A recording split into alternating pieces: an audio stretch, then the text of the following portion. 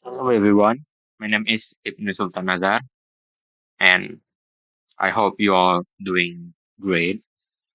And I'm sorry if you hear some noises in the background because it's raining outside, but I hope you still hear my voice loud and clear. And as for today, I wanna give you a presentation about cryptography.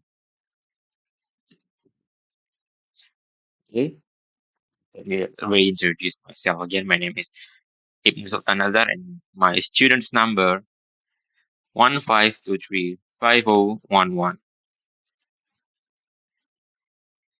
Okay, this is what are we gonna learn today. There are four parts of this explanation. As you can see, the first one is what is cryptography. The second one is the key concepts. The third one is the evolution of cryptography, and the last one is why cryptography is so important to us. Okay, what is cryptography? I bet everyone in here must be a bit unfamiliar with this term. Is it the same thing with the cryptocurrency or Bitcoin or whatever it is? Okay, when we learn about something new, let's start with the definition first. The definition of cryptography. Cryptography is the science and practice of securing information and communication, ensuring that only the intended parties can access and understand the data. It involves techniques for protecting data confidentiality, integrity, and authenticity, even in the presence of malicious actors. So, in a simple way, in a human language, cryptography is like a secret language that helps protect information from being stolen or seen by the wrong people. It's used everywhere today, like in your phone, online banking, and even chatting with friends. And the term cryptography itself comes from Greek word cryptos means hidden or secret and graphy means writing. So it comes from Greek. The key concept of cryptography. There are six key concepts of cryptography, and the first one is encryption. So encryption is the process of converting plain text, readable data into cheaper text, unreadable data to protect the information from unauthorized access. For the example, is using an encryption algorithm like AES, Advanced Encryption Standard. And the second one is decryption. It's like encryption, but we're doing backwards. The reverse process of encryption, where the ciphertext is converted back to plain text by authorized parties using a key. The third one is a keys. There are two different keys. The first one is symmetric keys and asymmetric keys. Symmetric keys is the same key is used for both encryption and decryption, and for asymmetric keys is a pair of keys, public and private, is used. The public key encrypts and the private key for decrypts. And then next one is hashing, a method for converting data into a fixed size string or number which is unique to the input data. Hashing is used for verifying data integrity. For the example, the SAH256, a secure hash algorithm. The next one is digital signatures, a technique to verify the authenticity of digital message or documents. It uses a combination of hashing and asymmetric cryptography. And the last one is cryptographic protocols.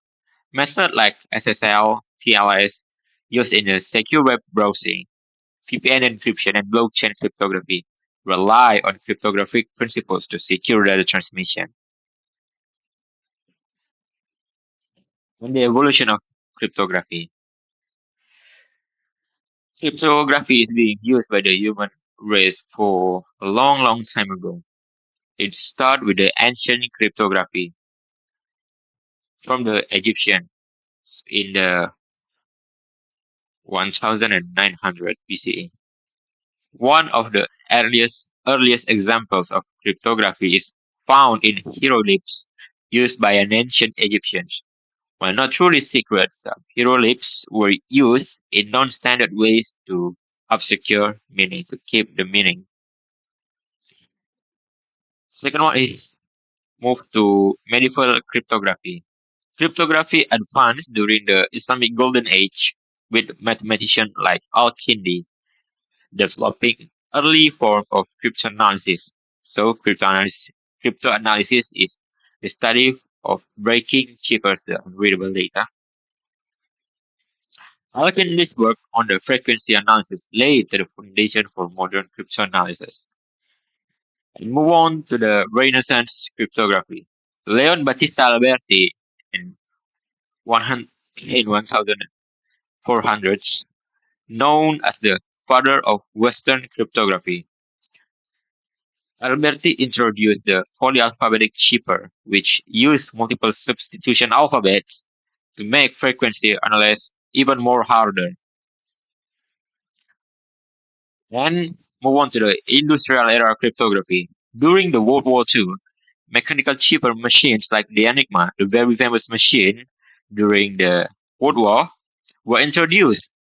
The Enigma used by Nazi Germany in World War II was famously broken by Allied cryptanalysis, including Alan Turing at Bletchley Park. So the Enigma is a machine that can tell the other Germans where the exact location of the UK naval army is, so that the German use their submarine to sink them. And then we move on to the modern cryptography.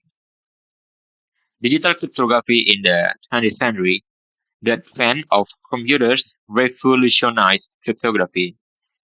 Claude Shannon in the 80s, Shannon developed the theoretical foundation of modern cryptography, introducing concepts like a perfect secrecy and the public key cryptography in the 70s. The invention of public key cryptography by Whitefield Diffie and Martin Hellman, along with the RSA algorithm by Rivers, Shamir, and Edelman, transformed the field. These methods allowed secure communication without the need to share a key in advance. And then there's cryptographic algorithms. Modern algorithms like AES and SHA ensure secure data transmission is the example of the cryptographic algorithms. And the last one, why cryptography is so important to us? I mean, like, cryptography is really around our day. It's around us.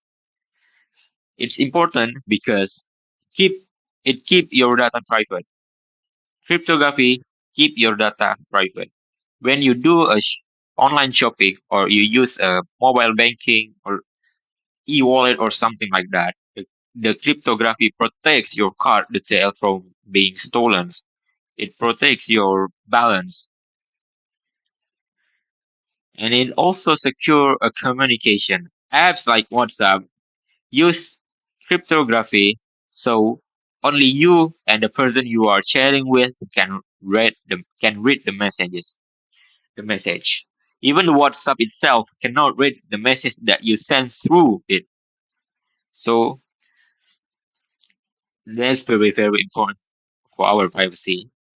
And the last one is the cryptography also protect our sensitive info like our password and personal files for being mistaken by the other person.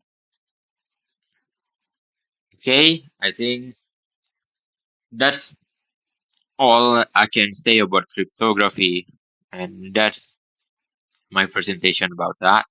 Thanks everyone for your attention, and goodbye.